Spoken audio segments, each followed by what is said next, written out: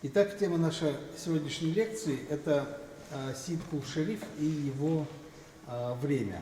Надо сказать, что истории эта личность оставила довольно глубокий след, несмотря на то, что вообще у нас слишком мало сведений о исторических личностях, вообще Средневековья, и средневековой истории татар в частности. Я посмотрел специально, что пишет об этой личности Википедия, и есть некоторые расширения, но в принципе это основные сведения. И это, собственно говоря, не удивительно. Дело в том, что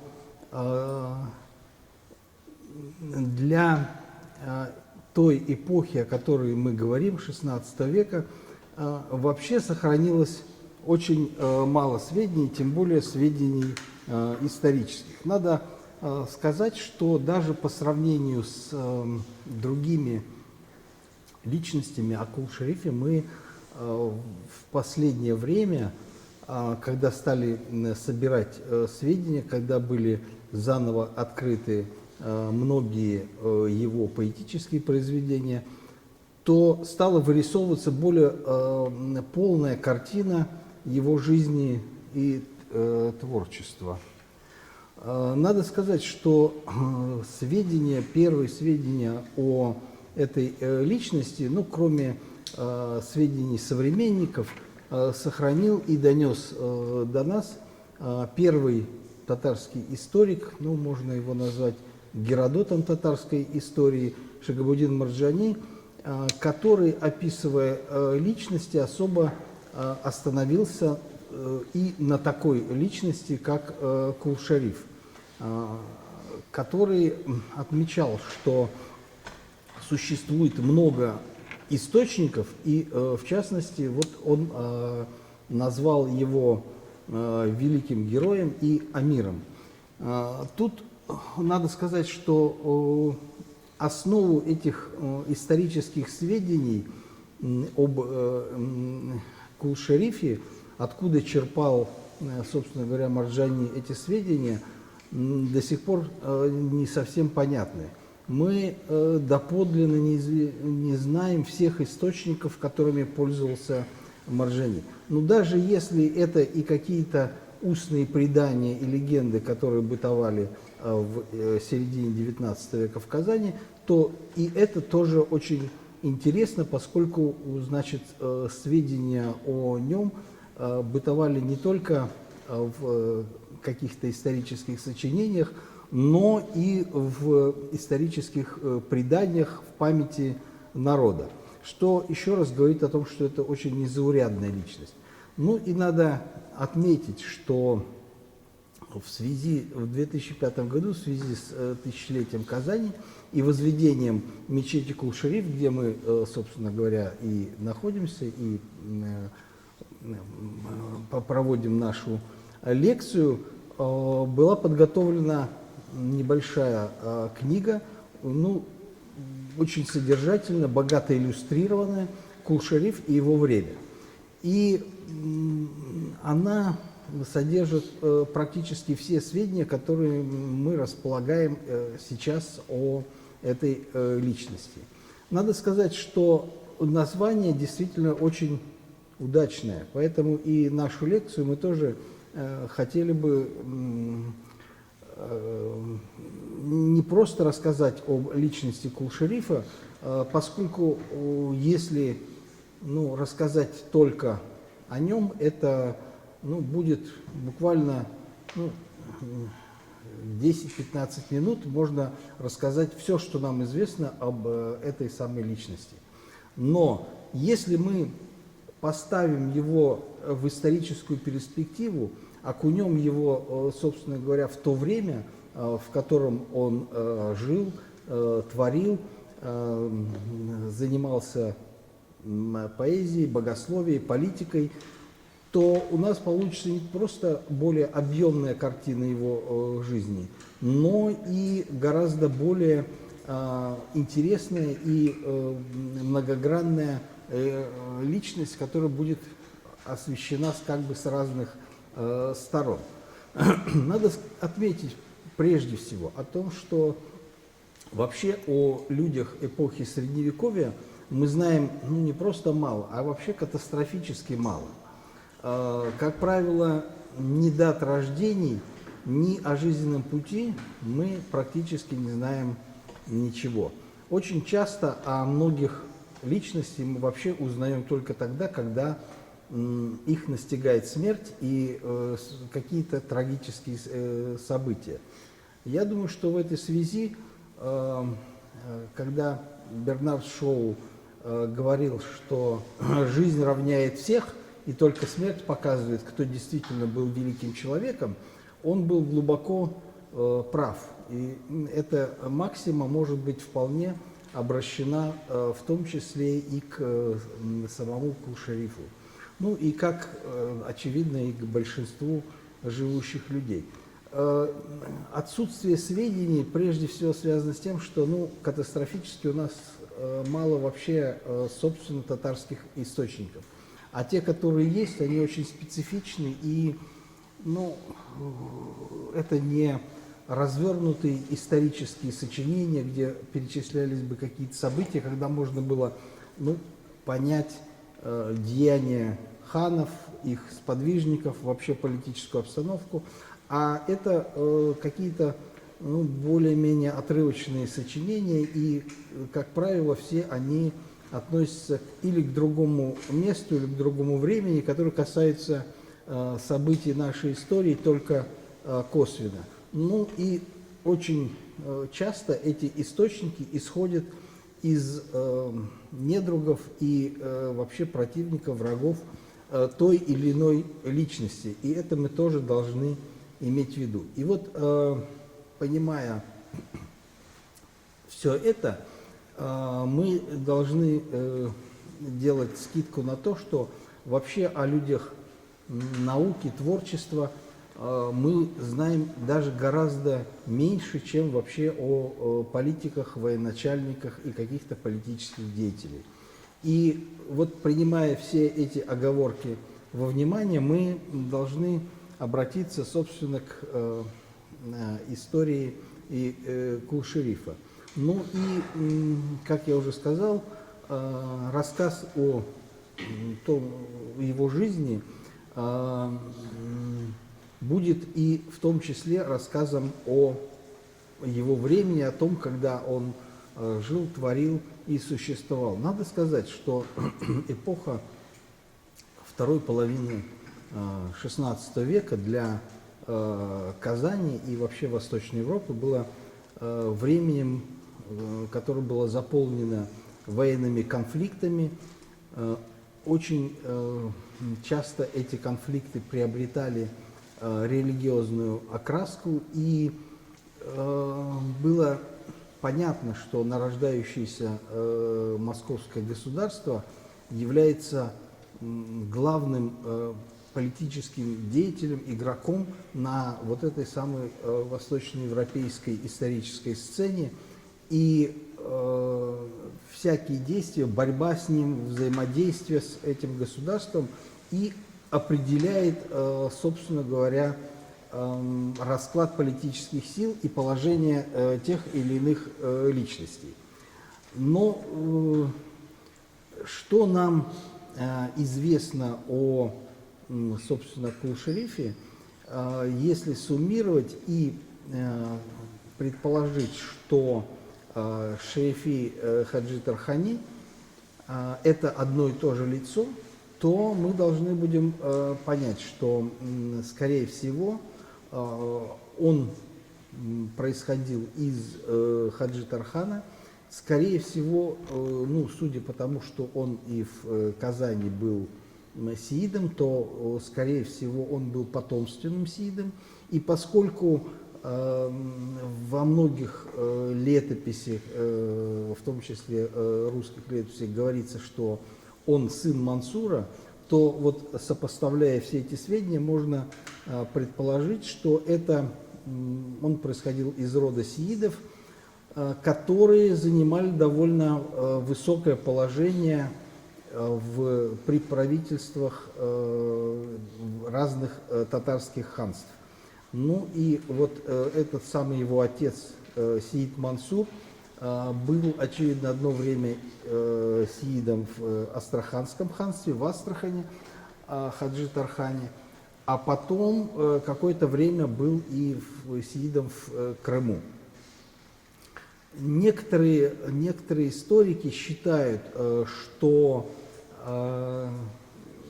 Кул-Шериф является одним из людей, которые упомянуты в родословии сиидов Шакуловых из Касимовского ханства. Это родословие сохранилось и было переписано, записано уже в более позднее время, но вот цепочка родословий доходит в том числе и до человека, которого некоторые историки, публикаторы этой родословной считают связанным как раз вот с этим родом сииды.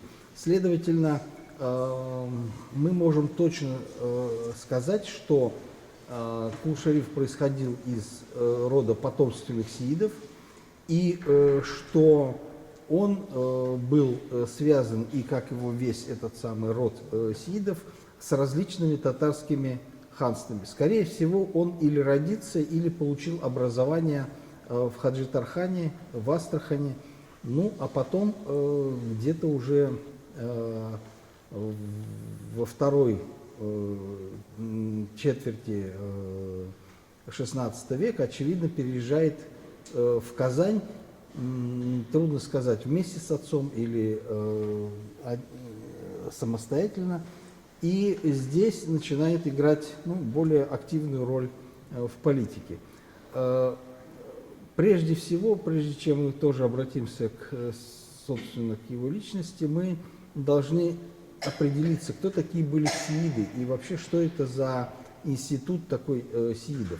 Ну, первоначально надо сказать, что, судя по всем материалам, которые у нас есть в распоряжении, в Казанском ханстве не просто господствующей религией и был ислам суннитского ханафитского мазхаба, но и о том, что здесь были распространены какие-то суфийские братства. В частности, в различных источниках говорится, что среди людей, которые принимали решения и участвовали, например, в Курултаях, были некие шейхи и дервиши.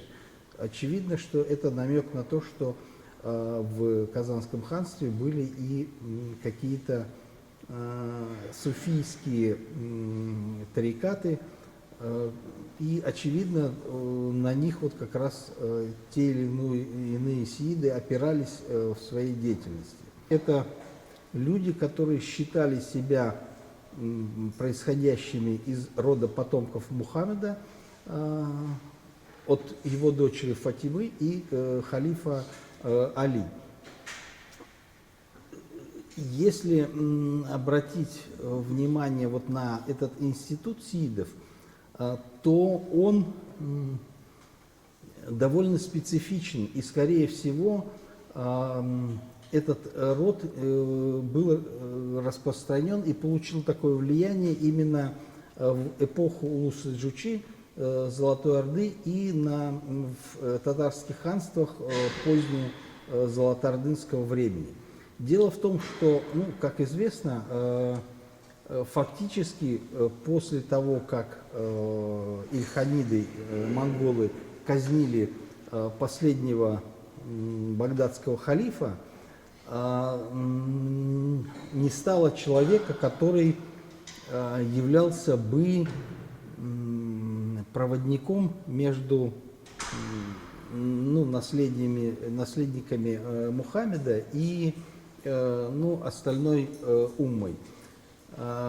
И отсутствие человека, который мог бы законодательно представлять всех мусульман, ну, сыграло такую роль, что в мусульманской среде стали возникать различные толки, масхабы. В Золотой Орде, скорее всего, вот эти самые сииды играли роль такого центра принятия решений, центра, который руководил всей жизнью мусульман на этой территории. И из всех потомков вот этого самого рода выбирался какой-то великий сиит, который и являлся главным представителем мусульманского духовенства перед лицом государственной власти. В Казанском ханстве сохранились прямые сведения о том, что вот этот самый институт сиидов, то есть людей, которые представляли всех мусульман и определяли деятельность всей уммы, и более того, скорее всего, в одном месте Андрей Курбский пишет прямо, что Кул-Шериф был еще и муллой, и кади всего государства. То есть, скорее всего, и судебная власть в отношении мусульманского права тоже была в руках сиидов. То есть верховный сиид, главный сиид обладал значительной властью. Ну и то, что мы знаем из источников, это вот Андрей Курбский, Сигизмунд Герберштейн говорил, что среди мусульманского духовенства есть верховный жрец татар, как он его называет. Ну, а Курбский называл его великим епископом. Ну, то есть, тоже можно сказать, он не называл его ни патриархом, но не митрополитом, но епископом. То есть, первым среди равных, среди другого духовенства. Ну и Марджани тоже говорит, что он характеризовался эпитетом, который можно перевести как руководитель великих, то есть, или наставник великих. То есть, опять это тоже какой-то эпитет, который принадлежит именно вот как раз к верховному или великому сииду, который определял жизнь всего духовенства и был главным судьей по всем спорным вопросам мусульманского права, каких-то духовных споров, и являлся, кроме того, еще и человеком, который играл важную роль и в политической системе. Надо сказать, что и в ярлыке Сахиб Гирея 1523 года существует понятие как великий сиид. Есть разные толкования, как это самое соотносится с общей структурой власти в Казанском ханстве, но тем не менее институт сиидов имел, скорее всего, такую иерархическую систему, и великий сиид обладал довольно значительной властью. Ну и судя по тому, что мы говорили, что сохранились, допустим, на примере того же Кул-Шерифа, который родился в Хаджи-Тархане, его отец был связан и с Хаджи-Тарханом, и с Крымом. Сам Кул-Шериф был сиидом в Казани, а его потомки и наследники, скорее всего, еще и были в Касимовском ханстве. То это говорит о том, что этот институт и институт великих сиидов был распространен среди всех татарских ханств.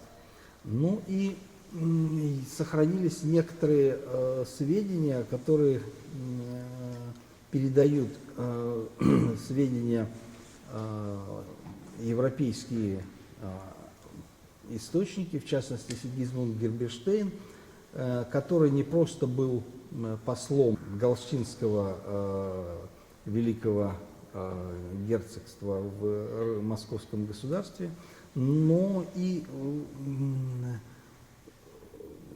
пытался учить русский язык, он очень внимательно изучал, даже просил читать ему летописи, у него в его сочинении «Сказания Московии» приведены довольно значительные выдержки из русских летописей. Встречался он с представителями татар и приводит целый ряд этнографических сведений. То есть то, что он пишет о великих сиидах и их уважении к ним среди татар-мусульман, можно сказать, такая этнографическая зарисовка. И вот он и говорит,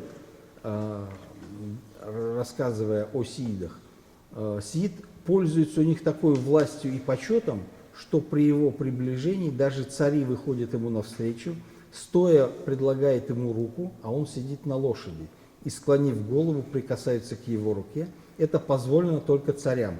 Герцоги же касаются не руки его, а колен, знатные люди ступней, а простой народ только его платья или копыт лошади.